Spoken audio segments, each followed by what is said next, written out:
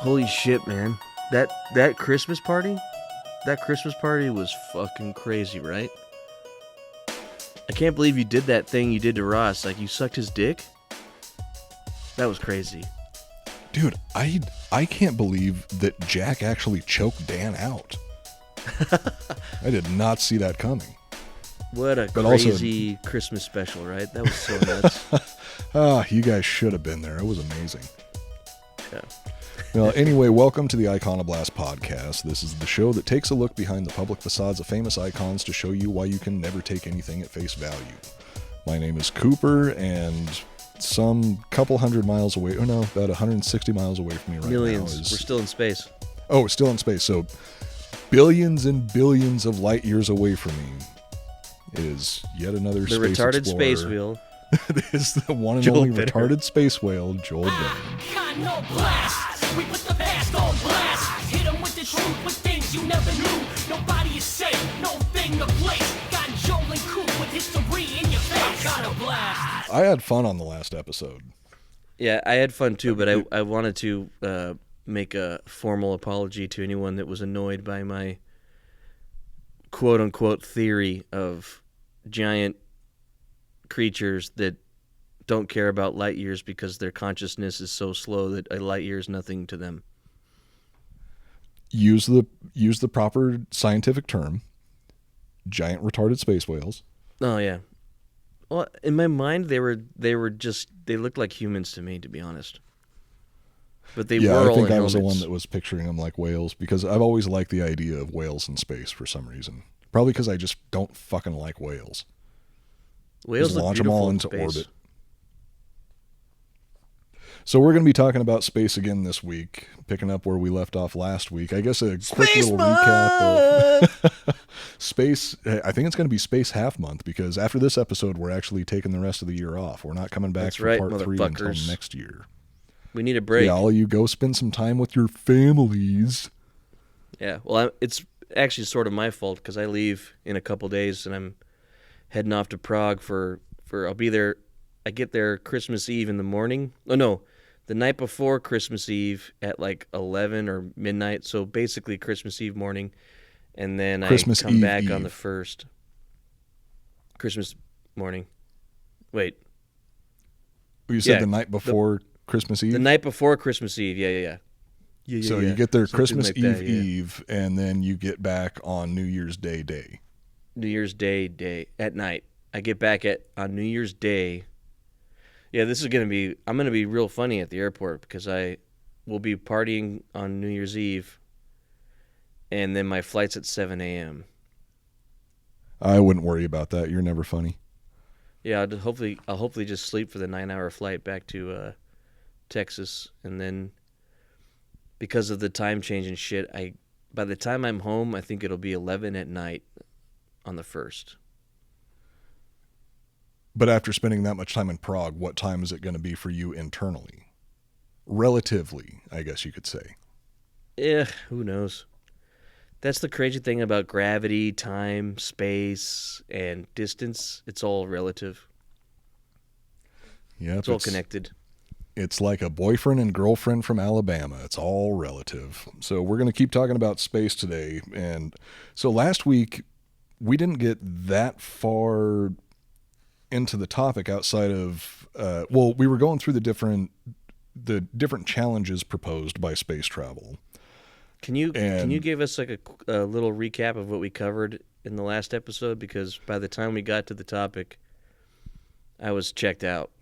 So AKA, I had too many shots. So I we stayed were going sober over for this one. We were going over the difficulties of space travel, and it started off with the fact that we needed to be able to become a species that could get to space. 'Cause, I mean, it's kind of an extension of the Fermi paradox, which was the episode before last. Space Month! There's a whole lot of difficulties presented by trying to become an interplanetary species, and so we surpassed some of the proposed great filters, such as the great filters. such as becoming a multicellular species, utilizing combustion, like utilizing fire, developing science. You know, we went through our industrial revolution, we developed planes, and then between developing planes and getting into space, it was, 62 or 66 years. But even though we've reached space, it's still a long ways off for us to go any further than the moon or any further than Mars. The next great filter will be closing the distance in some magical way we don't understand yet. That's the filter, right? Yeah, that would be considered a maybe not another filter in terms of life, but it's another one of those blockages preventing us from expanding into the galaxy. So actually, yeah, that could be considered one of the filters. Is you have to survive up to this point as a species. You have to survive up to the point that you actually have space travel. And then you have to figure out how to get your species off the planet and to propagate throughout space, which is not easy. Is not easy at all. Yeah. We need to figure out how to get from here to there without having to travel there. Sort of like we need to bend space and create a wormhole, but that wormhole is going to take us through hell itself, and then we're going to have a ship disappear for 50 years and then appear in the orbit of Neptune, and it's going to have Sam Neill on it, and he's going to be possessed by the devil. Something like that will probably happen. Yeah, that'll be the next great filter. Yeah, I was just going to say that's the next great filter. Sam Neill is the next great filter. Trust in Sam. That was Neill. the great filter for the dinosaurs too, and the dinosaurs didn't make it. I wanted to bring something up because I listened to the last episode, and there was something I didn't get to finish saying. And I know I talked a lot, and I am sorry again, so I'll keep this short this time. But one of the ideas I had that I didn't talk about was, what if we do invent teleportation, but it's fucking awful, right? Like, it kills you. But so if we figure out how to send a molecule or an object to another place instantly, but when it gets there, it's broken down to its core elements again, right? So, but imagine...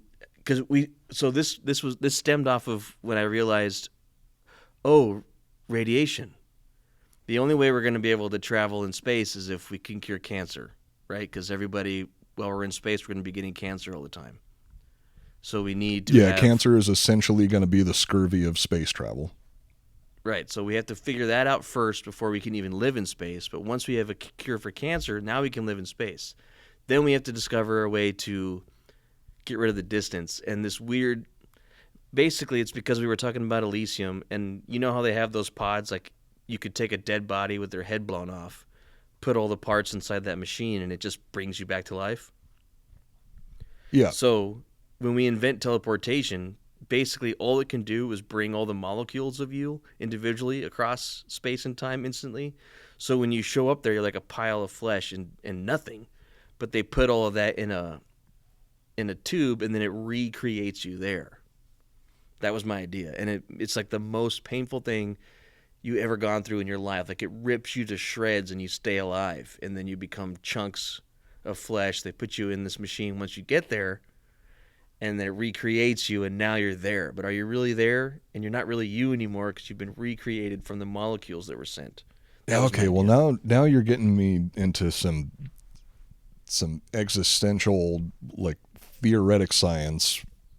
That's something kind that of pops cool, right? up. If that was a movie. It's awesome. Well, it's actually kind of similar to what happens in The Prestige, which that was set in the past, not in the future. But in terms of teleportation, the Prestige, it's got Hugh Jackman and Christian Bale, and David Bowie plays Nikola Tesla. The hell? It's a cool movie. It's just about competing magicians. I can't say any more than that without giving away the twist. But what you described How is... old's the movie? It sounds dorky and dumb so far. Dude, David Bowie is Nikola Tesla? How is there anything dorky or dumb about that? I'm not a fan of David Bowie, I guess. I don't remember when it came Christian out. Bale. I mean, it's been out for a while now, so fuck it. So yeah, anybody, if you haven't seen it yet, if you're still interested in seeing The Prestige and you don't want me to spoil till we start anything, talking about it. skip ahead however many minutes. I don't know how long this is going to take yet, but Hugh Jackman is trying to beat Christian Bale in this competition between two magicians that are trying to create the greatest magical trick ever invented. Lame. Christian Bale figures out, he has a trick where he teleports himself from one side of the stage to the other, and Hugh Jackman couldn't figure out how he does it. So he goes to Nikola Tesla to figure out a way to do it himself, and Nikola Tesla actually develops a teleportation machine for him. But it turns out all the teleportation machine does is it creates a copy of him and then instantly murders the original. Oh, God. So that's a concept that's popped up in science similar. fiction a handful of times, where teleportation wouldn't be you the same entity traveling from one position to another. What it would be is you being recreated from new material in a completely new place, but the original copy of you is destroyed. So you're essentially dying, and then there's just a carbon. Is it uses the fuel to make you? No, it doesn't even use the same fuel. It's like all new material in a completely new place. Why the fuck would you do that? Let the other guy live. Well, because you only want one copy of yourself going around. You still own all the same possessions. If you left that copy walking around every time you teleported, every time you teleported, you'd be lowering the amount of your own possessions that you actually own. And gaining the ability to make even more money with two of you, if you're a productive human at least.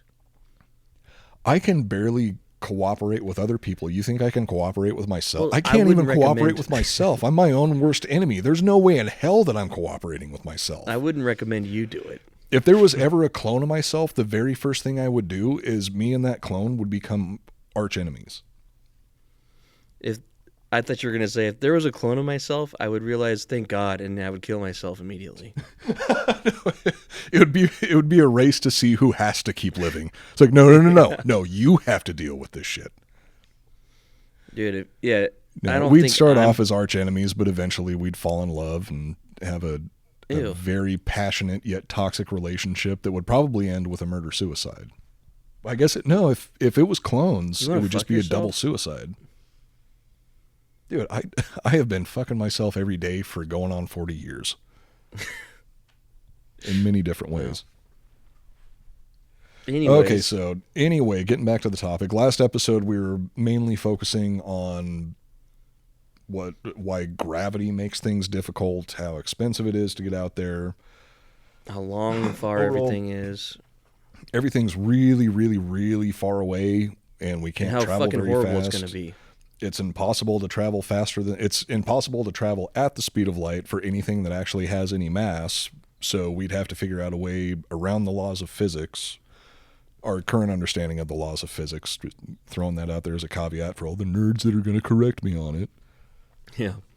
So anyway, next we're just going to be talking about more of the difficulties of space, because damn near anything that you want to do in space is way harder than it is to do on the surface of Earth.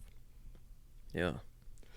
So right now, like aside from gravity, it is purpose and cost that are the two main reasons we don't go back to the moon. We are working on going back to the moon right now with the Artemis mission, which I'm super excited about, or what I call being excited, which is my eyebrows are up instead of down. That's how you can tell if I'm excited. So the amount of time and money it takes to get a team to our lunar companion isn't worth the debt incurred by funding the mission. It costs millions of dollars per pound to put anything into orbit, let alone sending it the 240,000 miles it takes to get to the moon. There aren't many people willing to pay the equivalent of a small country's GDP for someone to get an epic selfie with Earth in the background. Yeah, we've only covered a small portion of the complications associated with going to space that have prevented humans from leaving low Earth orbit since the year Elton John released the song Rocket Man, which, think about that for a second. The last time a human walked on the moon was the same year that Rocket Man came out. I'm a rocket man, jabba jabba jabba your baby on. Burning out his fuse out there alone. Countless other challenges had to be overcome to make our space program what it is today, and some of these challenges weren't exactly what you would expect. Well, why isn't there like a fucking a rare metal or something of value on the moon? If we could just find something of value on the moon that made your money back, we'd be going there more, you know? But there's no oil on the moon. yet. There's nothing new on the moon. Like No, what's the moon so made there. of? See, the thing is, I think it's made of like basalt and cheese, Cheese. basalt and cheese, as far as I know. It has a hard center of cheese that is coated in moon dust. But it's actually just like is it a rock that's on the Earth, or is it just a rock similar to something on the Earth that's not of any value? There's nothing that we can find on the moon that we can't find in larger quantities on Earth, but there is something very valuable about the moon. What's valuable about the moon is it has less gravity than Earth. And the reason that's valuable is because the amount of fuel that it takes to launch from Earth is exponentially more than it would take to launch from the moon. So if we were if we were assembling things on the moon and launching them from the moon, it would be massively less expensive than it is to do it from Earth. So we need a robot-controlled AI facility building shit for us that just gets sent here, and that would be cost-effective. We could have an entire space. Well, it wouldn't be a space station; it'd be a lunar station. But we could have a giant base on the moon where we manufacture all the materials that we need to build spacecraft or space stations, or Dyson spheres, O'Neill cylinders, whatever you want it to be. Materials that we have there. And it takes so much less energy, because ultimately it actually isn't really money that's the issue. It's energy that's the issue. The way that we are able to utilize the energy that we can produce, like with rocket fuel, it's so inefficient that it would be much more cost effective for us to be launching missions from somewhere that has less gravity, because we can't use any type of fuel that we use to power anything is extremely inefficient. I mean like ridiculously inefficient. If you look at the amount of energy in any given fuel source and compare it to the amount of energy that we can actually utilize from that fuel source, it's like just a few percent of the total energy available. But to send something from the moon to Earth is way less. You just ride that gravity, baby. Yeah, the Earth will drag you down itself. Been doing that to me for God knows how long at this point. So that would be cool. That would be what makes it valuable for us to go to the moon. Is that's actually a stepping stone. There's not anything that we're going to be able to really harvest from the moon that we couldn't get from Earth for. But does it have enough to harvest where we could actually harvest the moon to death to make a bunch of shit we need, or do we have to even send supplies there too? So initially we would be harvesting materials from the moon. So the main materials, like all of the precious metals and rare resources that we need, we would most likely have to ship those up to the moon initially, because we wouldn't be able to find everything that we need from the moon. We could get... Are there rubies on the moon? No, there's no rubies on the moon. There's not enough gravity and heat to produce any rubies. So we would be able to get, I think we might be able to get some form of helium from the moon. I think we can harvest helium from the moon. You know how it goes, right? We definitely have to be water there on the moon, so we could use the water. So if we send a ship out into space, we have to stock it up with water. If we ship the water from Earth, water's super heavy. So sending all that water up into orbit costs a bunch of money. If we could just get all the water from the moon, that's saving a ton of weight. And there's water on the moon? Yeah, in the craters that never get any sunlight, there's ice water or frozen water. That's cool. So what we would most likely do is we would use the moon and probably the orbit of the moon as a place as like a shipyard. That's where we would build things. We'd send resources there. We could build a massive ship out in orbit that would be way too heavy to ever leave Earth's gravity. But if we assemble it in orbit, we'd never have to worry about The about size doesn't getting it matter. up to escape velocity. So it would be more like a shipyard than anything else. It's a place where we could build things and then go from there. It'd be a stepping stone. Yeah. But in the future, where we're going to be getting all of our materials to actually build massive spaceships and O'Neill cylinders and Dyson swarms and fucking Matryoshka brains and all this other ridiculous stuff, is we're going to be going out and we're going to be harvesting the asteroid belt and, I mean, possibly other planets at some point. When That's you think cool. on a long enough timeline, and this is the stuff that I absolutely love about just thinking about the far, far distant future. Yeah. Eventually, if humans live for long enough, eventually we're going to harvest all of the resources in the solar system. And it's not because we stopped caring about the solar system. It's going to be out of necessity, because eventually the sun is going to turn into a red giant. The sun's going to burn out. It's going to expand. It's going to destroy most of the planets in the inner solar system. So we would be wasting materials by letting Mercury stay there and letting Venus stay there and letting gotta suck Earth that stay dry there and before it's letting gone Mars anyway. stay there. So if humanity survives long enough, we're going to harvest all of the materials from all of the inner planets and probably the rest of the solar system and build something new and go somewhere else. But that's, Yeah. I mean, I'm talking about like billions of years Billions in the future of at this years. point. Yeah. So Dude, you getting made back me to what think we're of, dealing with right now. what Wait, were you real saying? quick before we move on. When you were talking about building the spaceship that's too heavy for Earth, but if you build it in space, you can build it however you want. You know, I had this fucking. I mean, this is dorky, but I'll make it quick. I'm trying to make up for last episode and keep my tangents small, but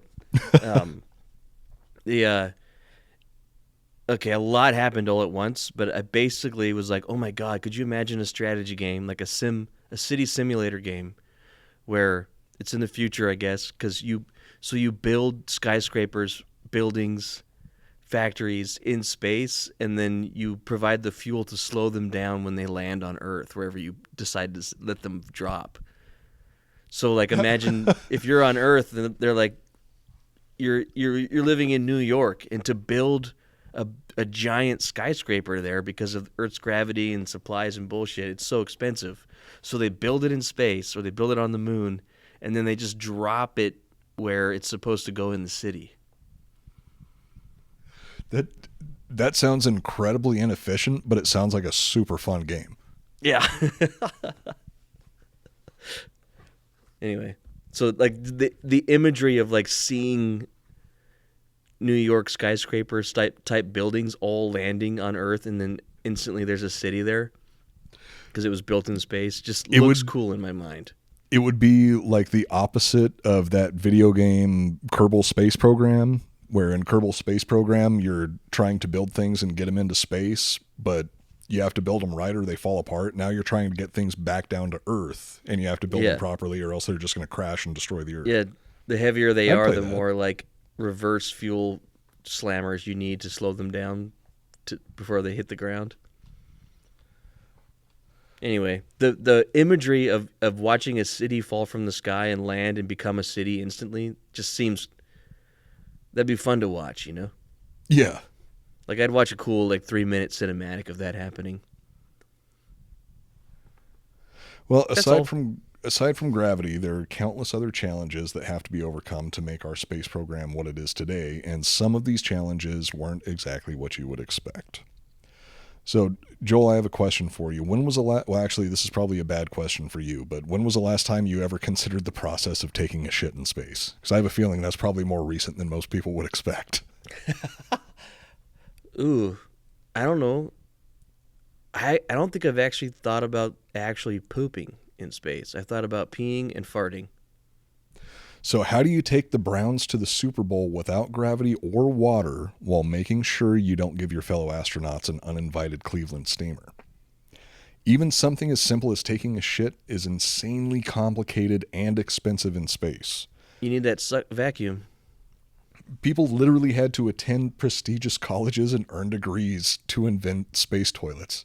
And I love that fact. Holy shit. I love that there are people millions of times smarter than me who spent hundreds of thousands of dollars on their education to make a develop a pooper. space toilet. Not because I think that that's dumb or unnecessary, but just because that's insanely fucking cool that these people are so dedicated to getting us into space that they're like, we need a space toilet. I got you covered. It wasn't like I will wasn't make like the that. best space toilet ever. It was No, it's never all like about that. the money. They were fucking. They were pissed. They were like, I spent fucking my whole life.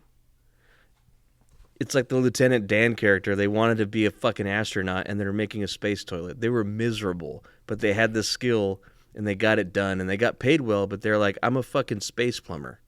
Wait, but hang on now. The space toilet was part of that was a contract that had to be bid.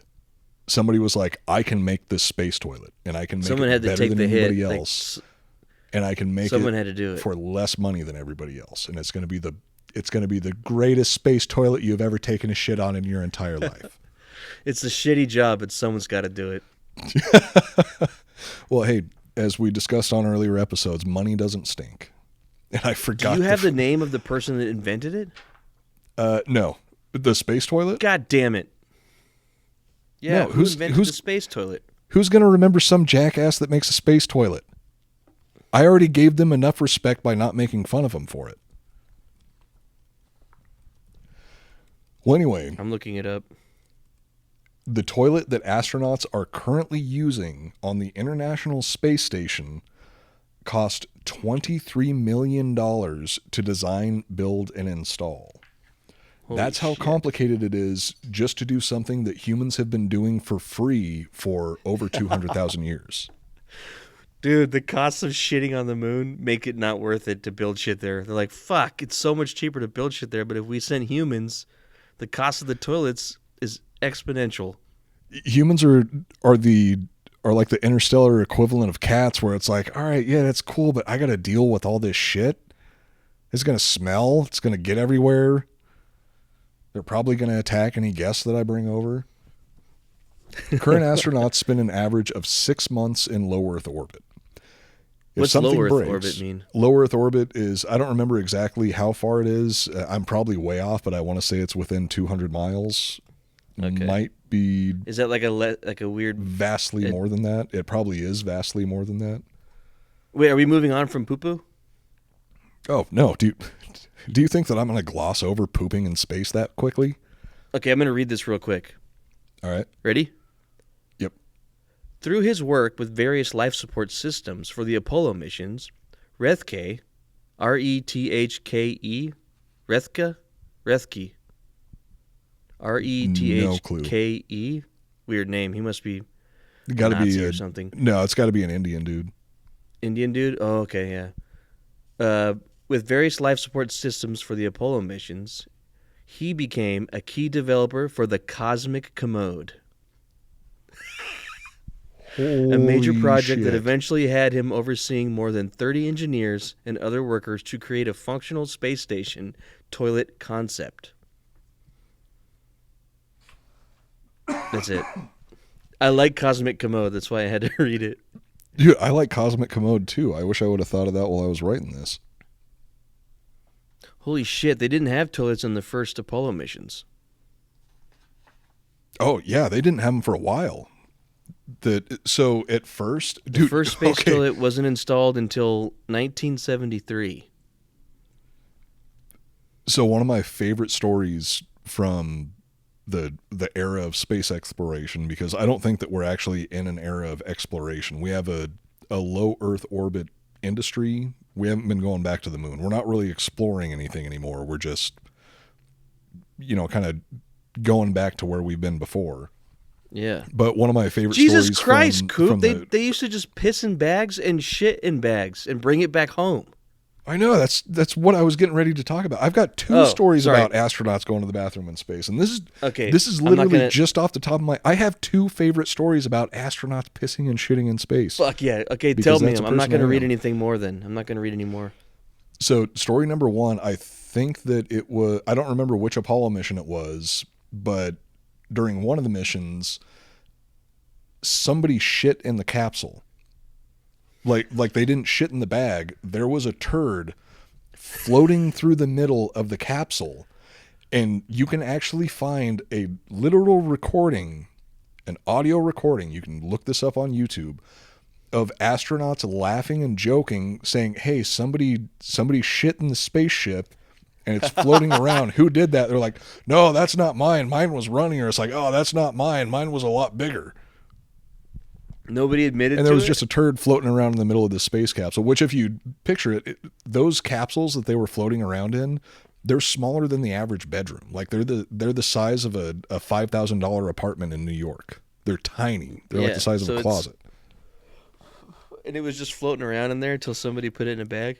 And there's just this turd floating around and somebody had to grab it and put it in a bag. And then also, dude, just think about that. How do you, in a room that size, in a capsule that size, how do you take a shit without anybody noticing?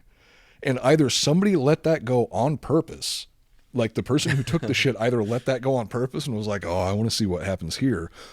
Or somehow they just kind of lost track of it. Well, it had to have been like, I don't have a choice. I got to shit.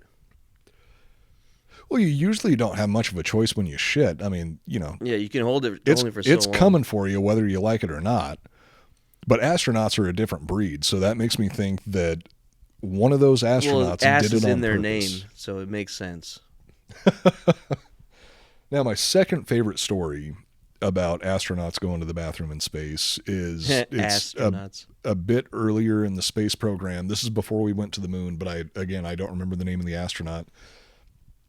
Or I think there was either more than one astronaut that reported the same thing, or it was one astronaut on a longer trip where they kept reporting seeing all of these like beautiful glinting golden like dots floating around outside the capsule that they would see outside the window every now and then. And they would talk about like, oh, it's beautiful. It's like all of these golden flecks just floating around the outside of the capsule. It's so and pretty. they were thinking that it was some sort of actual, you know, like astronomical phenomenon that they were observing for the first time. And no, it turns out that's what happens when you flush the toilet in the capsule, because they would pee into a tube, and that would get flushed directly outside of the capsule, and then all of the pee would crystallize and turn into a million tiny little beautiful golden crystals that would float around the capsule that they thought was the prettiest thing ever. See, it's all about perspective. Maybe an alien race will see us and just think that our pee in space is just absolutely stunning, like the Northern Lights. Yeah, it's the Aurora Borealis. Yeah, like for them, they're like microscopic aliens, and when our spaceships get launched into space, it's like that. They're like, oh my God, it's one of those asteroids. Quick, we have to get close to it so we can see the Aurora Borealis. Oh, and it's look, just our piss. It's their equivalent of a shooting star where they're like, oh, make a wish. Maybe the Northern Lights is alien pee.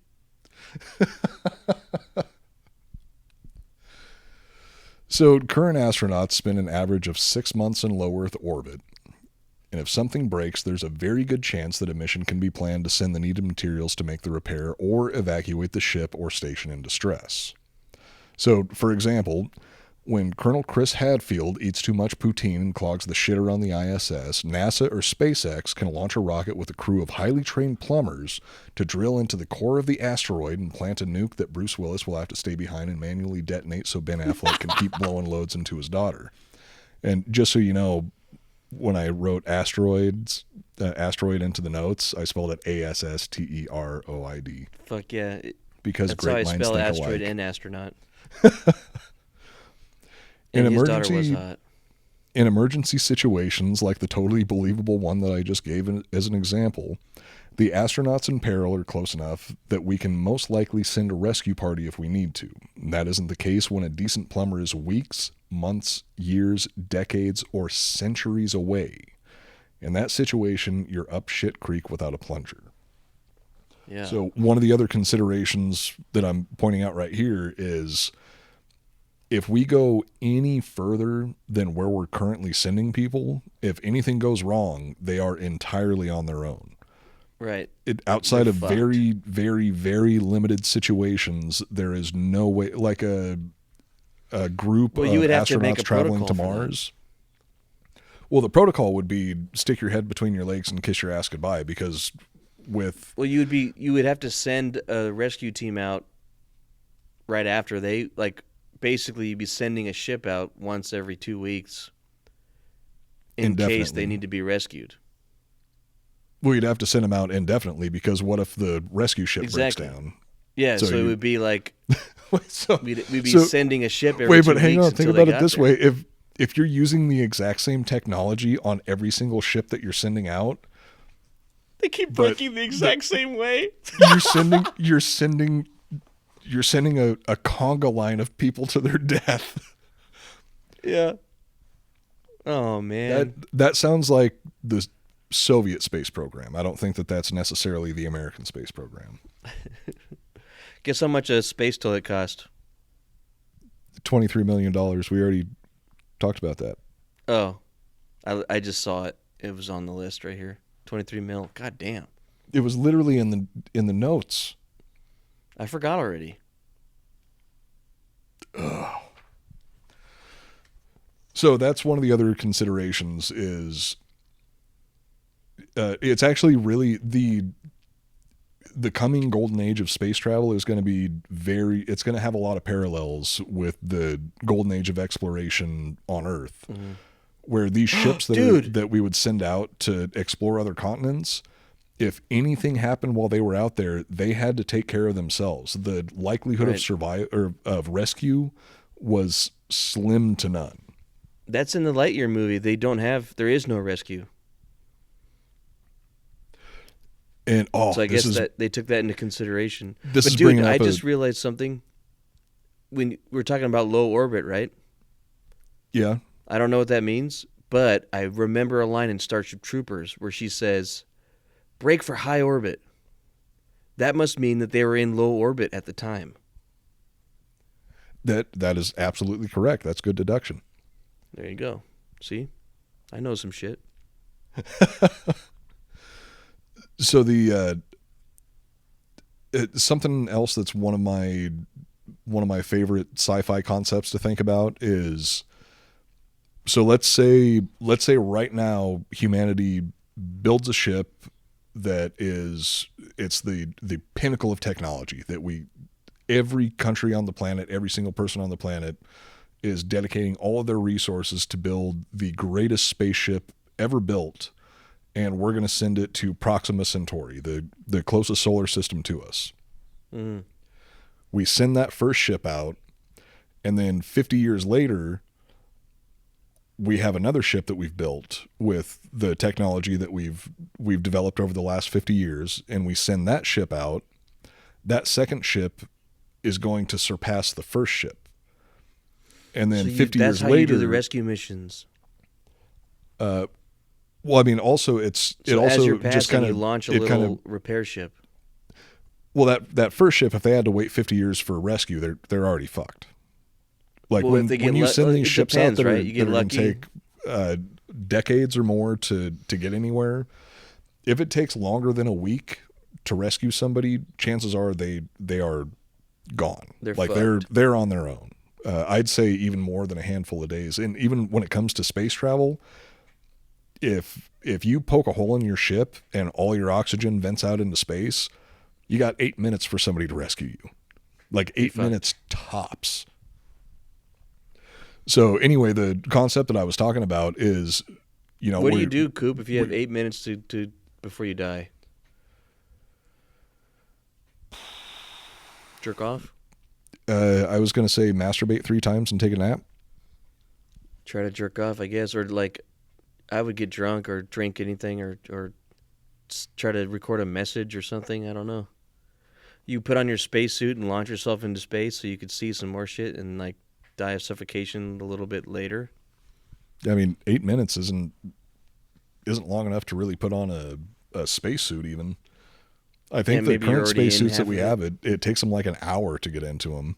If they're going for a EVA or a spacewalk, I think it takes like an hour to get into the current spacesuits that we have. So yeah, you're fucked. That would be awful. You just knew you were gonna die in 8 minutes. I'd jerk off and leave a message. I think that's what I would do. What, you're gonna, and my message would be drawing a dick on the side of the spaceship. You're gonna write your name on the wall of the spaceship in jizz. Joel was here. Piss my name on the side of the ship before I die. Joel was here. So getting back around to what I was talking about earlier, like I said, I think it's an interesting concept that if we want to explore the closest star system to us, Proxima Centauri, we could send the most advanced spaceship that we can currently develop right now. We send it with the best technology we have. Excuse me. We send the best ship that we can develop right now. And then 50 years from now, we send another ship. That second ship is going to surpass the first ship. 50 years from then, we build a third ship. That third ship is going to pass the first and the second ship. 50 years later, we develop another ship. That fourth ship is going to pass all of the other ships. And eventually, the very last ship that we build is going to be the very first one to reach the destination. True. Unless Unless you pick a different destination for each ship. Well, yeah, but still, But even if you pick get your theory. I get the point. That's fucking nuts. Yeah, it's weird how technology is moving faster than we can travel. Yeah. So anyway, if anything goes wrong, do we have on any housekeeping on this episode? Any ads? No. Okay. So if anything goes wrong on any of these deep space expeditions, whoever goes is screwed. Like there is such a slim chance of rescue or survival for anybody that's traveling. Like even going out to the moon, you are going to be hard pressed to get a rescue team out to that crew before they're dead, depending on the problem. Anything beyond the moon, like a crew going out to Mars, forget about it. If anything life-threatening goes wrong that you cannot fix in that moment, you're dead. Everybody on the ship's dead. So that's like a horrifying thing to consider, because even the sailors, when they would die out on the open ocean or on some strange continent that they've never been to before, they were still on Earth. Like they were still within a certain finite number of miles from where every single human in history has existed. And there was always a chance, like if they survived long enough, they might find food, they could find water, they could find something. There was space, always at least some sliver of a chance that, or another ship might come along. Like it wouldn't even be a rescue party. There's enough humans roaming around the planet that somebody else might stumble across you, because that's happened tons of times throughout history where something has gone wrong on a ship.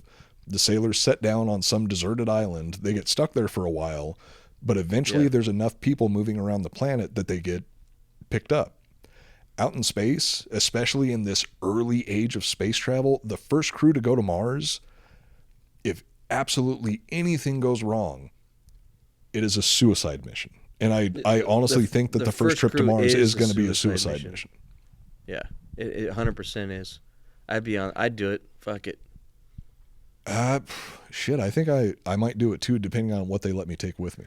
But there's no chance in hell that we would ever be of value to go on that first mission. No, because we would guarantee that the mission was going to be a failure. I'm bored. Can I open a window? Oh, maybe that's how. If it was meant to fail, then they would send us. Like Ace Ventura 2, when they hire Ace Ventura because they thought he was, If they want to see how quickly you can waste a multi-billion-dollar mission that took decades of planning, then yes, they will hire us. Send Joel and Coop. We'll get that shit done.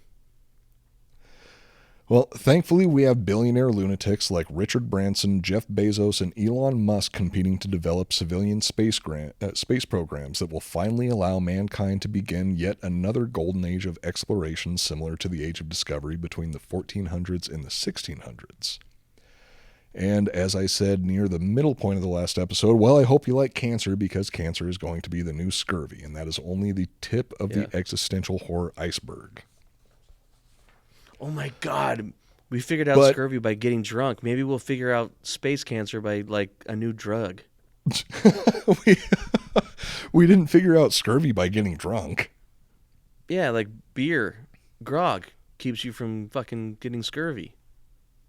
No, we figured out scurvy by figuring out that sailors who had access to more fresh fruit and vegetables didn't get scurvy, and the only way that we it was could grog, get dude. no, the only way that we could get sailors to consistently consume that stuff was if we put it in booze. That's what's gonna happen, dude. The cure for cancer is gonna be a drug, but it's gonna be kind of like it's gonna fuck you up, kind of. Dude, So space everyone grog. flying through space is gonna, yeah, it's gonna be space grog, dude. But it cures cancer, but it gets you kind of fucked up, and people are gonna get addicted to it, just like alcohol. I honestly actually love this idea of space grog, Yeah. but instead of keeping scurvy away, it cures cancer. Yeah, but just because of what it's made of, like what it just randomly, it fucks you up. Like you're like on mushrooms permanently. So they even train astronauts like, all right, you're gonna have to stay on space grog like permanently until you can function and do your job while high on mushrooms. Okay, I'm really liking this idea because old school grog was alcohol mixed with vitamin C and it was mixed with like lime juice and sugar and water. Space grog is straight up like mushrooms and DMT mixed with the cure for cancer, and that's the only way that they can administer it. Yeah, the only way your body actually takes it in and manipulates it to kill the cancer is if you're fucked up on mushrooms at the same time. Can you honestly imagine how absolutely insane it would be to be on some sort of psychedelic out in space? Be awesome. Well, you can kind of go to space when you're on DMT. You go to space. So maybe if you were already in space, space, you'd travel maybe it'd be twice fine. as far. No, you travel twice as far. You You're would already just halfway stay there. where you are. Oh, if you're in, if you do you're already DMT there. when you're in space, you just stay sober. Yeah. Oh no, I don't like that idea at all. Yeah, I don't like that idea at all. Like, oh my god, if you do DMT in space, it just sends you right where you already are. Fuck. No, if you do DMT in space, it sends you back to Earth, and everything's just super normal. Ooh, that'd be weird.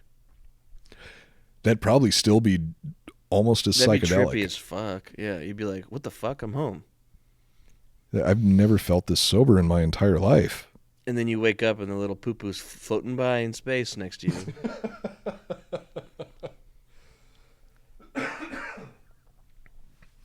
Space poop, space grog, and space whales. Dude, space grog. I like it. It's gonna happen. That's actually all that we have for this episode. That's actually all that we have for this year. This is the final episode of the year? This is the final episode of the year. The last episode of 2022. This isn't the last episode of us talking about space, though, because I've been nerding out on this way too much to waste all the other information that I dug up. Yeah. So we'll be continuing it next year, but for the time being, we are taking a hiatus for the holidays. Yeah. And I think we should. I think everybody should enjoy the holidays the best they can. Personally, like I did like the other Christmas episodes we did the last year because I fucking hate Christmas, and I love that we have an episode called Fuck Christmas or whatever it's called. I know it's something fucked up like that. It was a fun episode. But yeah. Do we have to say anything about like New Year's resolutions or anything? I don't do that shit. I don't believe in them. No, I mean, what I was thinking is next episode back at the beginning of the year, I kind of wanted to do a recap of all of the episodes that we did this past year, and not a recap of every single episode, but we'll go over What's whatever the first Monday of January? Because that's our next Ode episode, right? I don't know. I don't have a calendar in front of me. It's the 2nd. Oh, fuck. Well, what I'd like to do is first I get episode back on the for the 1st. new year is I would like to go over our most popular episode of the year, our least popular episode of the year, and then maybe go over some of the best interactions that we had with fans over the last year. That'd be cool. Well, dude, I get back actually January 1st. If you want, we could record on January 2nd and put it out the same day by 9 p.m. for the premiere. If you have the time for it, let's do it. If not, then We'd have to, or maybe it'll come out Tuesday. Yeah, maybe But we'll I'm have to down. fudge it a little bit, but we'll wait and see, because you know what? We don't even have to worry about it right now. That's not until next year. Do you know how far away that is? 2 weeks. Wait, yeah, shit. Two But shows. anyway, Well, that- maybe we'll do a bonus, right? Maybe you might do a little. This is not guaranteed. Maybe you'll do a little Christmas story. Or Okay, something. so I don't want to spoil a surprise, but maybe there's a Christmas story in the works. Maybe Maybe a there's a bonus Christmas story episode. that's going to be a little Christmas gift for all the listeners out there if they behave themselves. Otherwise, they're getting a big lump of coal. Yeah, but that's it. Yeah, if not that, we'll see you guys all in 2 weeks. So Yep. That is it for this episode of the Iconoblast podcast. That's it for the final official episode of the Iconoblast podcast for 2022. We're not coming back until next year, but we love you all. We hope that you all have a wonderful Oh holiday. wait, I did whatever the math. I holiday did the it math is. wrong. Coop, I did the math wrong. So What? today, so this show comes out on the 19th. We're only missing one show. Okay. Yeah, I thought we were missing two Mondays. We're only missing one Monday because this show comes out on the 19th. Then I'm back by we missed the 26th. The Christmas Day is the Monday, so there's no show coming out on Christmas. Joel, Or it's as the day after thrilling- Christmas, as sorry. thrilling as this is, let's go ahead and close out the show, and then we can talk about that off the air, because that's it for the last episode of 2022. You can follow us on Instagram at Iconoblast Podcast. You can follow me at Coop Nukem. You can follow Joel at Joel R. Benner. Don't forget to go and subscribe to the Iconoblast Podcast YouTube channel. We have premieres every Monday night at 9 p.m. Central Standard Time. Joel and I sit in the live chat and talk to all you degenerates, and we have a good Even time. if we only do audio-only episodes, which seem to be happening more frequently, we do video whenever we can. But even if they're audio-only, I still like to put it up on YouTube because a lot of people only listen to the show there and the chat. It's all about the chat. I love hanging out with all the listeners and our bros. The chat is so much fun, and I mean, shout out to everybody in the chat. It seems like every time we try to list off all the names, we leave out too many people, so I think it's better to just ignore all of them and pretend like none of them fuck 'em all. exist. You know who you all are. Yeah, you know who you are.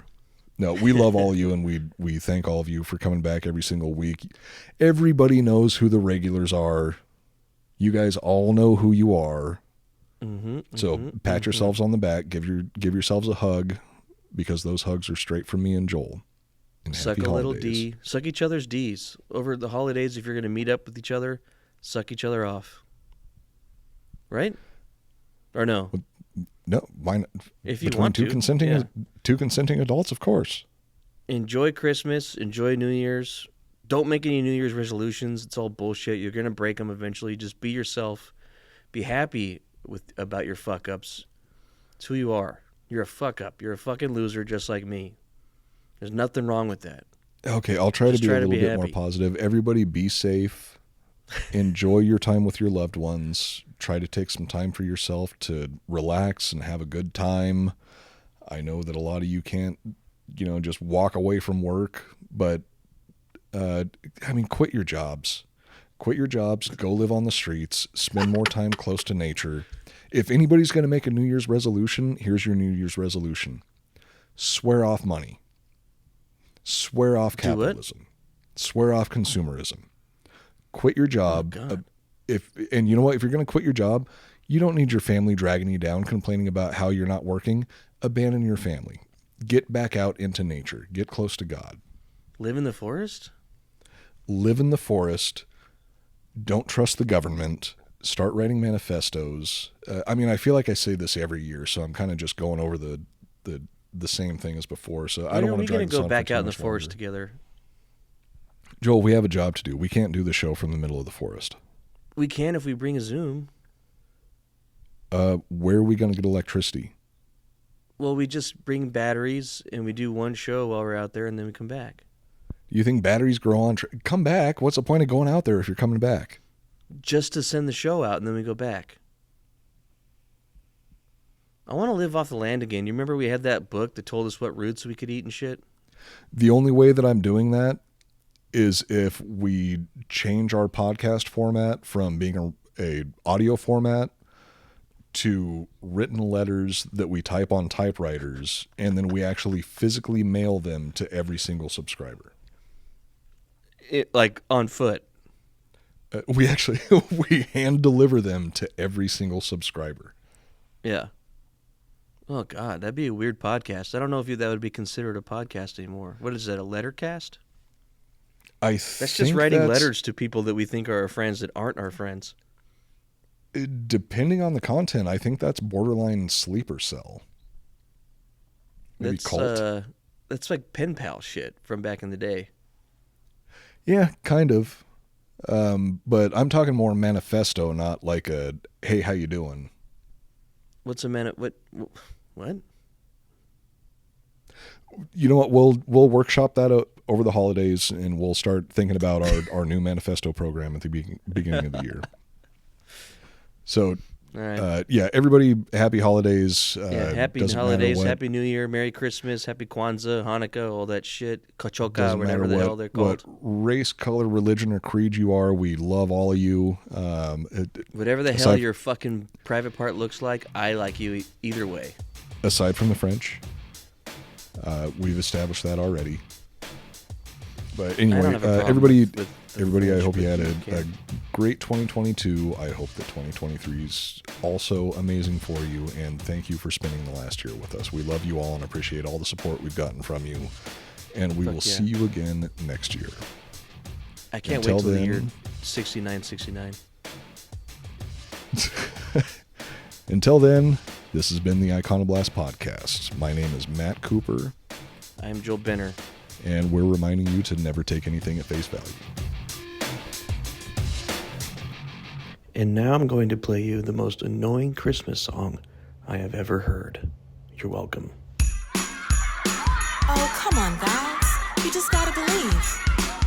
Sleigh bells ring and choirs sing. The snow keeps falling down. On Christmas Eve, you should believe what the little ones all know. 'Cause they wrote lots of letters. Now they wait for break of day. No matter what the weather, Rudolph guides the way to Christmas Day. If you believe in Santa, he'll be there tonight. So believe in Santa. He's checking his list twice. So believe in Santa. Oh, oh, oh. The Christmas tree is glistening, all lit up for the night. But Santa knows where your present goes. He doesn't need the light. He comes down the chimney every Christmas Eve, leaving toys for girls and boys just like you and me. Don't you see? If you believe in Santa, he'll be there tonight. So believe in Santa. He's checking his list twice. So believe in Santa. Oh, oh, oh.